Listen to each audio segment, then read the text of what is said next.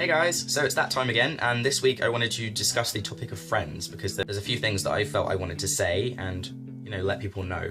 So, like a lot of people, in sort of year 8 or 9, when I was kind of 14, 15, we all liked the hundreds and hundreds of annoying Facebook like pages, and later on in life you're just like, why the hell did I do that? I'm kind of the same with friends. Like, I'd go on Facebook and I'd just add random people, or people I went to school with, people I used to work with. If I knew their name, I'd add them on Facebook, and I've got like over 900 friends now, and I probably speak to about 100 of them at the most, and it's kind of like, I don't see the point in having so many. So I'm kind of going through that stage of my life where I'm just kind of cutting out people I don't really speak to, the ones I wouldn't really class as friends.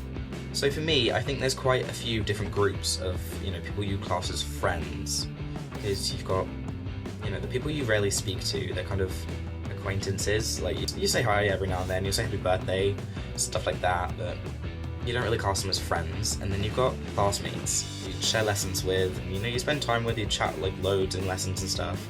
And after that, it kind of felt like you weren't close enough to sort of spend lunchtimes with them or something, in between lessons.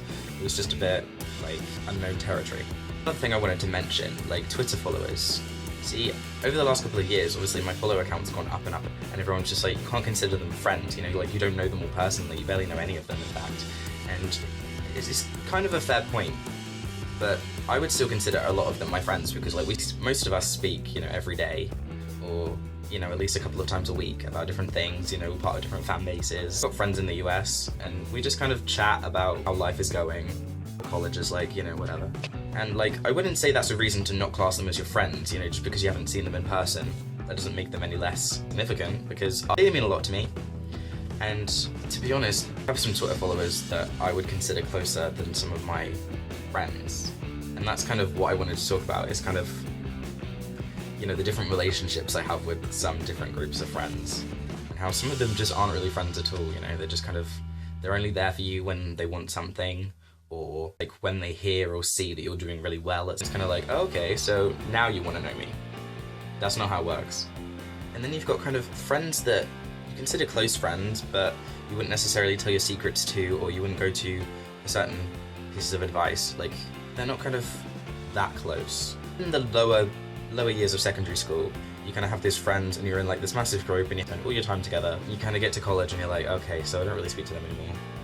Or I don't speak to half of them anymore, you wouldn't consider them as close as you were. And then I think going away to uni is quite a good way to find out who your true friends are, because they're the ones that actually bother to stay in contact, I don't really speak to half of the people that I considered close friends in secondary school.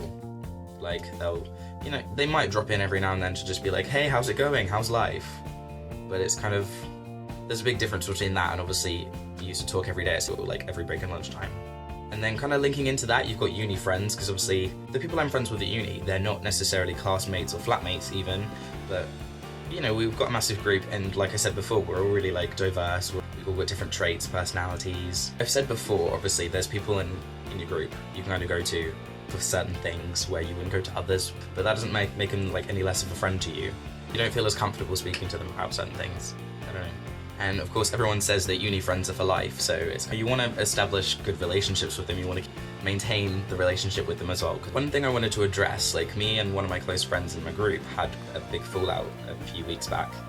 I think I'd say certain things and they'd be misinterpreted, or maybe not taken in the way I intended them to be, and it kind of led to a build-up of animosity with a lot of conflict, and it was just, we felt uncomfortable in each other's presence sometimes. And it obviously quite upset me a lot, because I really treasure her quite a lot, and I honestly had no idea that I was making her feel that way. So we talked all about it, and we, hugged it out, and I think we're okay now. I'd like to think so anyway. I'd probably say that I only have about 3 or 4 people that I'd class as true friends, because they're the kind of ones that are there regardless. It doesn't matter who, what, when, where, why, it's like a rule. They're true friends because it's kind of, no matter what you do, they'll always support you, and whether they agree or disagree with what you've done, or what, you're asking, they're still there for you, regardless. You ask for their advice and then you don't follow it, it doesn't matter, because they're true friends. I'd say almost there's nothing you can do that would make them stop being your friend, but obviously that's not necessarily true. I'd say it's a pretty unbreakable bond.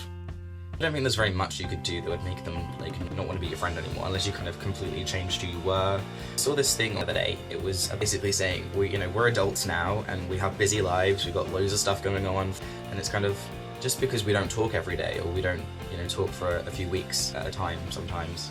It's kind of, that doesn't mean that we're not friends anymore, that doesn't mean we're not as close. We can't find the time because there's other stuff taking up our time. Sometimes it's difficult to sort of like manage your time, you can't find time for everything, and it's hard to please everyone anyways, but I just don't want people feeling like they're unloved, unwanted. No matter how close we are now or how close we were then, it doesn't mean you're any less of a part of my life. Like, I still consider you important to me, and whether I've known you like 6 months or a year or 5 years, 10 years, you're still a big part of my life, and I just wanted to kind of let you know how much you mean to me. How much I appreciate you and all your help and support over the last couple of years, because obviously it means a lot, and I just wanted to let you know. So that's it from me today, but in my next video I've actually had a pretty good idea from one of my good friends. I think it's an important subject that we should focus on, so check it out. I always try and get it like the last day of the month, so it can upload on the 1st. I'm just like, yes! So far it's going well, obviously we're only in month 3, so who knows.